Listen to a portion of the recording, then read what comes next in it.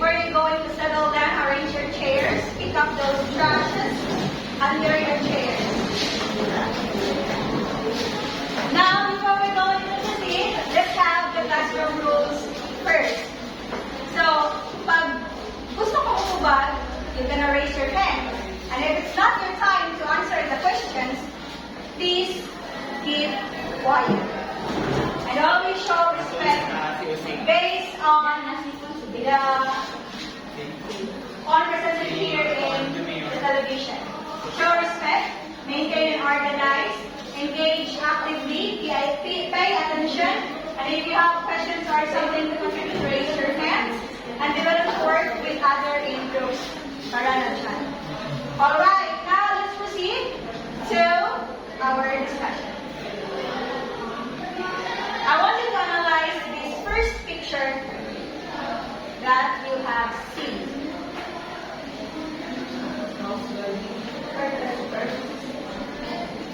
Are you pungkol? You will raise your hand if you want to answer my question. Okay? Who wants to answer the questions? If wala, magbulot ko dali natin. Yes, Miss Bulaan.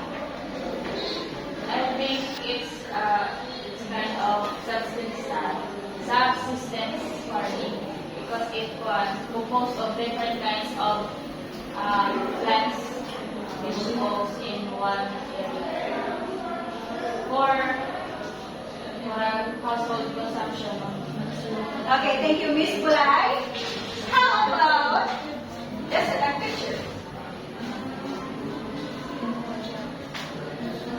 Yes, Miss Stella. I think commercial farming and also ano sila ng monographic ikaw kay isa naman na graph ang nakuan but daghan sila it is commercial farming kay kanang ila siguro ibaligya na nila sa kuan mga market para maka-earn profit. Thank you, Miss Stella. Very good. The second example is farming to para makakwarta. And by that, our discussion for today is all about commercial farming. Now, by the end of this lesson, we're going to expect and we're going to explain the Kansas types and characteristics of commercial farming, demonstrate appreciation for farmers and responsible farming practices, and lastly, we're going to actively classify farming scenarios correctly in group activities. Now, for you, what is commercial farming? In your own word, Miss Hamero, sama. Commercial farming is not just planting crop only, but also for the needs of consumers, for everyone. For everyone, thank you, Miss Hamero. Well, commercial farming is production of crops and livestock primarily for sale and profit, supplying food to markets, industries, and for export purposes. The goal here is not to survive. Hindi lang siya para sa survival nimo. Diba? When we say, atong picture kagaina is a garden, which is subsistence farming that na-discuss tong last na topic. Karon is for everyone. Para sa market, para sa pang-industriya, o para maka-export pa sa laing country. So the main goal here is to produce, to supply the needs of everyone. Not just for the family and for the community, para sa tanan. So, dali na kayo sabton. Nasabtan ba? Kaya kung wala, balik-balik mo na to. Nasabtan. Okay. When we say commercial farming, remember these three important ideas. First is primary goal niya is, isa yung katag na. Nagana ko sino.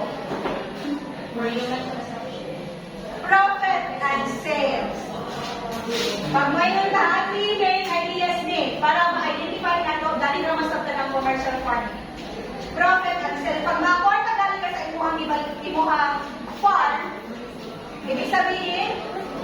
Commercial farming. Sa scale niya, kasi mga tagna.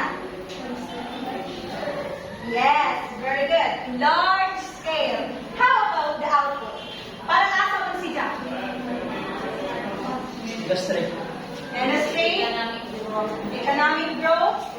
In other words, or the correct term is market-oriented. Now again, what is the primary goal? Primary or the main goal of commercial farming? Okay, profit and sales. Pero anong, di ba mag-raise of hand? Okay, now let's proceed to the major types of commercial farming. We have, can you please read? Commercial crop farming, commercial livestock farming, mixed farming, plantation farming. Now, let's define first the commercial crop farming. Based on the pictures that show, what is commercial crop farming? Miss Pindulas. Pindulas.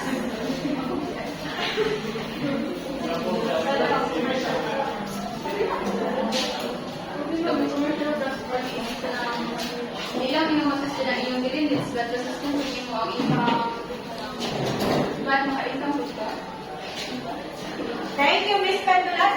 Any other hands? Yes. Miss Pagtalunan. So, hindi ko nang gagawin na mga commercial, mga tao. So, dali po pa kay nadanay sa takuman lang niya sa mga bisit ng mga tao, trabaho. Magtrabaho. Any other hands? Yes. Mariano. Miss Mariano. So, dahil lagi ko yung balik-balik ng mga balawal, yun na, na pa, sa commercial crop farming is, siyempre, isa lang siya commercial, mga cropping ba? So, na-dire ang paan, mga profit. So, hindi na nagpapakaon, ikaw na kuhaan, pinag-inom, pero makakuhaan niya po sa lalim ko. Paano tingin namin? Tapos, Naibaligyan. Okay, thank you, Miss Mariano. But according to Google,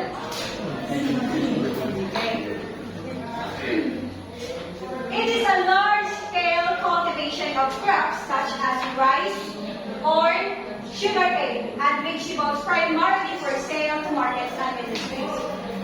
The keywords here is crop. Crop, ibig sabihin, primary siya, usan niya siya ka-farming na, dahil sa crop ay commercial farming, para lang sa kanang, isa lang ka mga specific. Dili siya specific. Rice plantation, corn farms, bahalag different yung kuhan, basta large siya. Dako siya. Bahalag discuss kung sa'yo kita nung isa, pwede ka mag-rice, nakita na ba mo? Rice plantation dali tapos sa kilid kayo na ay mga kuhan. Basta, Any kind of farming system basta kayo. yes, basta belong siya sa crop. And it's also known as grain farming. G-R-A-I-N. Grain farming. Nasabta? Yes. Did you get me? Yes. Okay, now let's proceed to commercial livestock farming based on the picture that I've shown. Yes, Miss Dumangas. So, commercial livestock farming and both of pastoralism because iba rin mga nagbuhi tao ng mga hayop, mga machines, mga poultry farms, mga dairy farms, ay para mabaligya na ito. At para po, di ba kayo, sa poultry farms, for example, kanang eggs, di ba? Maggusto siya eggs. So, may posibilidad na mapagita income, mabaligya na ito sa kapital sa market. Okay, thank you, Miss Dumangas. That's correct. Raising of animals such as cattle, hogs, and poultry on a large scale. For meat, dairy, and egg production for sale. Simple lang siya. But it is all about a livestock farming. Commercial livestock farming. O sige, itong sa kagay na? Commercial farming. Okay, for grain ato. Now, let's proceed to mixed farming. Yes, Miss Nahiya. So, mixed farming is from the word mix to naked crops and then natural livestock. Parang dako po siya impact sa tuwa kay double, di ba yan? Double purpose, so double income also. Okay, thank you, Miss Nahiya. That's correct. It combines crop cultivation and livestock raising in the same farm to maximize land use and diversify income sources. Kaya ibig sabihin, ang crop is na-harvest na nimo. Napaka-livestock na ibig sabihin, pwede pa ka maka-generate ng income. But, the disadvantage of this, what if naiabot na sa sakit? So, doble po imuhang loss. Okay? Kung saan na galing ito? First is commercial farming, mixed farming. Now, let's proceed to plantation farming. Man. Yes, Miss Bulaan. Plantation, as you have seen. Here's the plantation farming. It involves very large mga kuwan. Like sa pictures, coconut plantation, may banana plantation. Different from the crops. Ang crops is naarapin sa number of magmera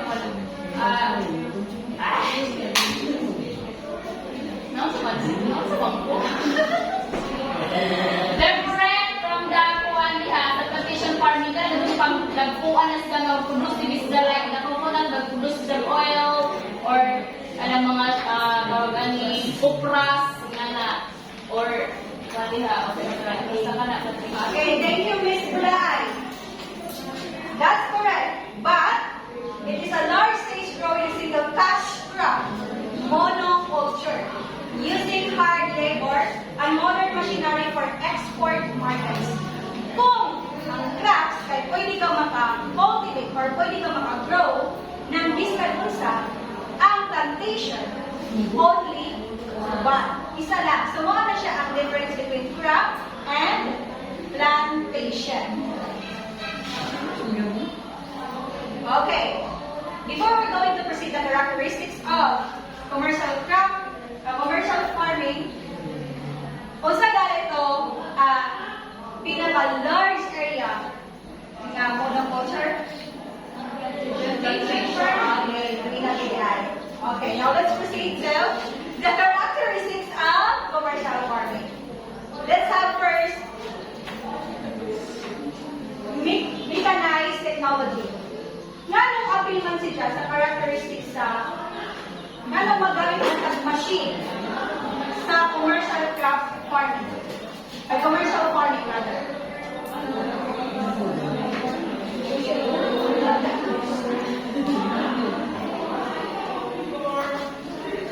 Yes, Miss Inson. Lucky winner today. Lucky winner. Nga nung magamit magtaog mga machinery. For me guys, magamit ang mga machine. For example, isa na lang sa rice farm. Di ba kayo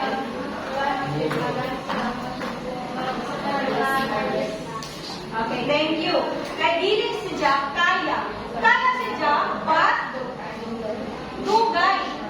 Nagamit sila og smart farming para mapadali ang kanilang buhay ng sarang buhay. Ginagawa. Okay? Now, second type of characteristics is large land areas. Kay dili pwede nga gamay mong area pag commercial farming tungod kay dili mo masupply ang demand sa tao kung gamay na siya. Kaya kung sa dahil ko gani ang difference systems and commercial. Oo, di ba? Community and family use lang ang subsistence. Pag may commercial, dagpog yun. Pwede pa na mag-export sa... Yes, and one example of that is the pineapple, Del Monte, that we have here in the Philippines. Di ba? Nag-export sa Biscan Asa. Assignment. Okay, third one. We have high capital investment. Nga naman, kailangan man.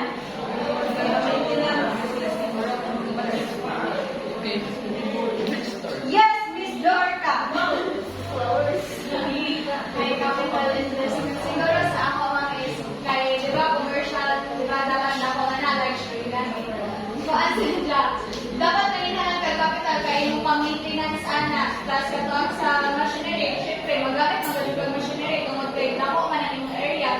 So, sa kuan-code, pag harvest na, mag-kuan ka doon ka ng laborer, no? Mag-gasto ko ka, so dapat ka doon high capital investment. Thank you, Miss Dorca. Tama, no? Kaya ganahan ka na yung trabaho mga kaisapon. Ganahan ka mo ni Ho. Karoon manggali ang mga bata, may manggali na, pinay sa kusimpo. Wala yung Diba?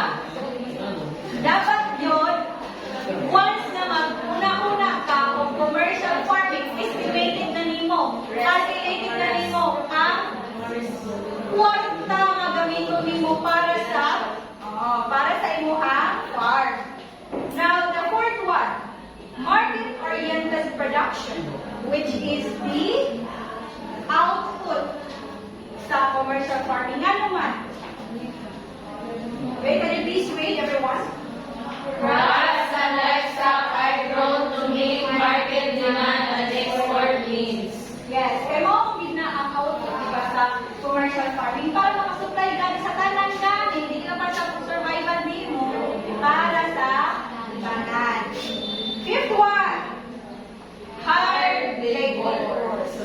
Okay, understandable that when we have a commercial farming, we also need people to manage your farm. Kaya pa rin mo ito isa. Roman is an island. Kailangan din mo gawain na sa iyong kinabuhi. So, na. And last one is scientific methods. Nga naman, open mo siya sa characteristics.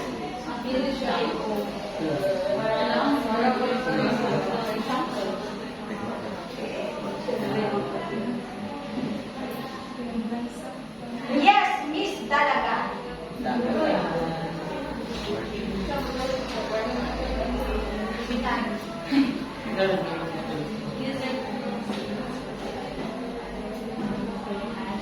So, when we say scientific methods, dito ang mga fertilizer. We need pa ba dito mga fertilizer kay para ang atong tanong is abunda sa iyang bunga so that dako ang imong income tapos mabawi ang imong mga i-invest. Thank you. Yes, that's correct. Kaya nga nung kailangan man nato og mga fertilizer, we don't know kung ang atong panahon magdaot daghay pistik duol sa tuang. Sa atong talong. Ang soil, kung malata, di ba, natay pamunta. Maybe it's organic or inorganic. Belongs to scientific method. Karon na, importante man yung commercial crop farming nato. Ay, commercial farming. Ano kailangan man importante sa itong kinabuhi. Tungod kay, please read. Food security provides consistent large-scale food supply to feed the growing population. Economic growth contributes significantly to the national GDP and government tax revenues. Export earnings. Agricultural exports earn foreign currency, improving the country's trade balance. Employment creates thousands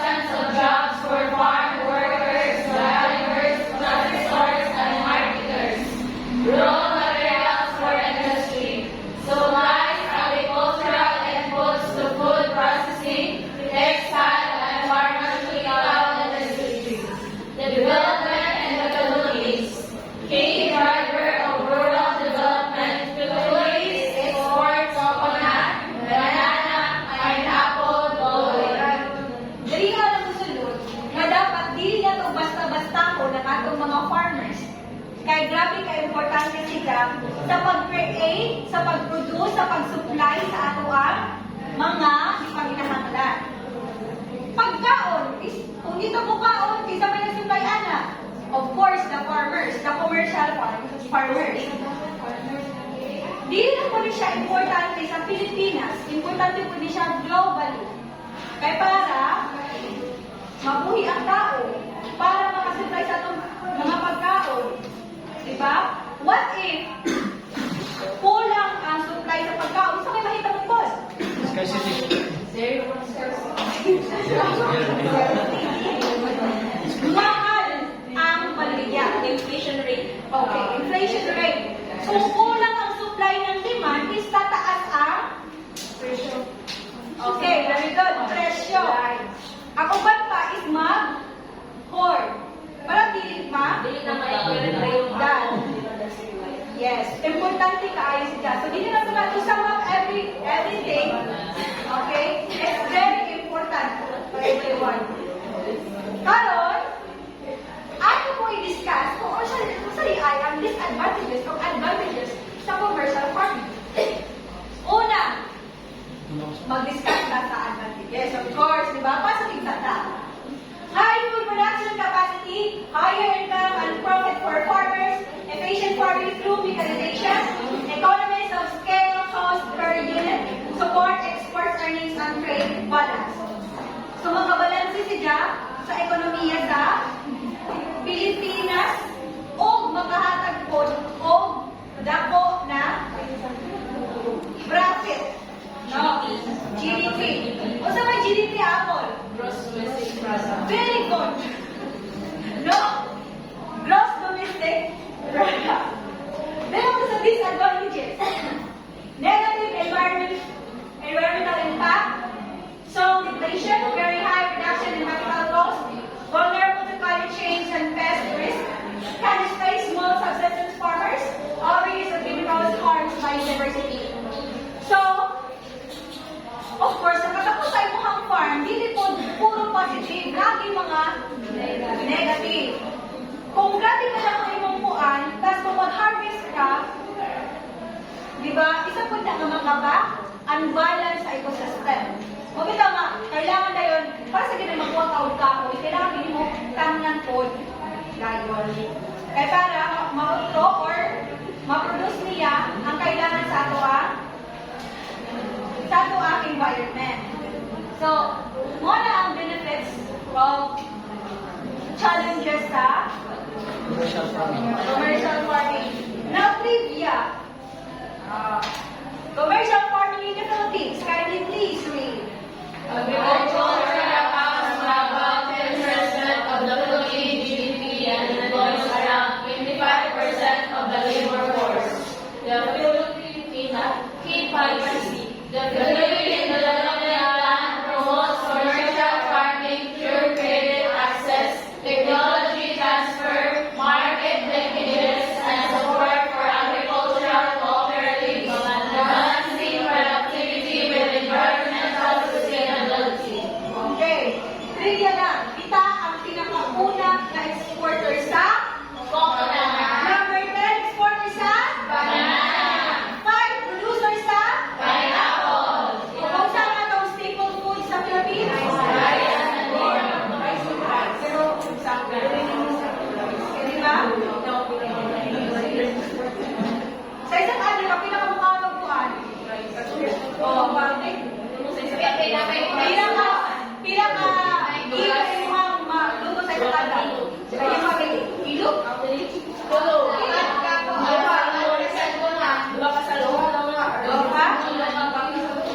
Bisan pag ma-store na for 100 years na imuhang rice, importante yun na sa atoha. Di ba? Feeling, di na kailangan i-export. Kaya mismo kita sa Philippines, mga ato ang staple foods. Pero, gusto na pero ako. Mahal! Ay, kung wala kasi kung bumar mo sa Sa ako ko pala kita. May hindi na. Hindi na sa lang. Mahal na pala kita, pero nabasa ko sa akin ang right na wala ko That's why, as an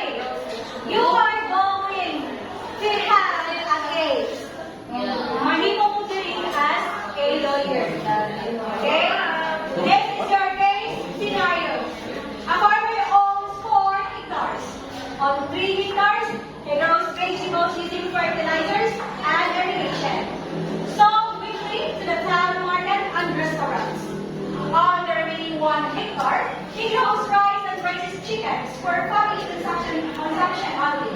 Uses some machines for land preparation, but relies mainly on family labor. Group number 1. Here is your guide questions that we are going to discuss with your group mates. Is this commercial subsistence or both farming? Which part shows commercial farming? Group number 2. Which part shows non-commercial farming? Elaborate your answers. Group number 3. What characteristics of commercial farming are present in the scenario? Group number 4. How would you improve this farm to become fully commercial without harming the environment? I'll give you 5 minutes to discuss and 3 minutes to discuss your instructions. Your time starts Start to discuss with your group mates. 3.